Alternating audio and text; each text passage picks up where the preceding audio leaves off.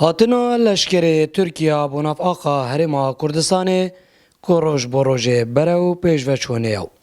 تانو که نزدیکی 15 کیلومتران بزاندین و 16 گوندن سنور ناحیه درکار لشکر ترکیه لپشقو هلاین او. لچیای خامتیری نیشته جیبوین او. جه سرجم 63 گوندن سر به ناحیه و زیدتری جه 25 گوندان هاتینه چول کرن. او خالن کو هاتینه جگیر کرن دو ماهیک خال کو دهی پشتی ساعت ده سپیده کو روژا 26 البشکش چیای خامتیری کود کویت هنداوی چنگون دکاو برانبری زالگاه شرانشه الویره هاتینه جگیر کرنوش رکا امجن فروکا هاتینه خاره پیشونو که جی چند خاله که دیجی هاتینه هر الدورامه بس زانینا جمارا و چندن و چوا مچ زانیاری سرنینسی یعنی اگر تو بیجی ضرر و زیان اش صوتنا پاوان هنده گوندا بیستان هنده کاولاتیا وین کند وین بچن درامت خوبین اندم درامتیه او جرک پینه هاتیه دان او جهن گشتیاری اوین کن کارت کند وی هیوه دا مثلا وی موسمی دا او جرک لحاتیه گرتن گشتیار نشین بچن او همی ضرر و زیان که گهنش نه حالاتیه دوره پارلمانتاره که پارلمان عراق لسر لیستا ایکتیا نشتیمانی کردستانی جی دوشید.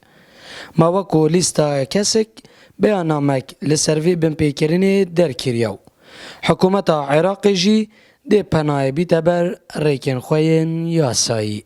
بری همو فراکسیون دی بلکیت کردستانی اکتین اجتماعی کردستان مذكرة يعني برنامج داري خاندن كمذكرة كاحتجاج جبر اوان تشتين يعني تدخلات تركيا تاتي نكرن السر سنوري بلكو بيجن دبر زاخوي براسي يعني افكارين تاتي نكرن شاليه يعني لاليه سباي تركي شي هيرش عثماني من جان هيرش شقداري بلكو هذا بيشيل كرنكم يا مظنة تايوانديا ما بين هردو دولة هذا بلكو سرعات العراق وتركيا هردسة وسط.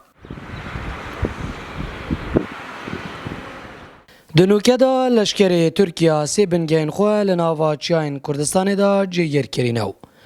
دو ماهی خال لچیای خامتیریه. کو نزدیکی کمتر جه 5 کیلومترانه جزالگه که پاسوان سنوری سر به حکومت عراقی و یکی جی خلک ناوچه دلگیران و ضررمند کرینه. زیروانگولی با دینان ناحیه درکاره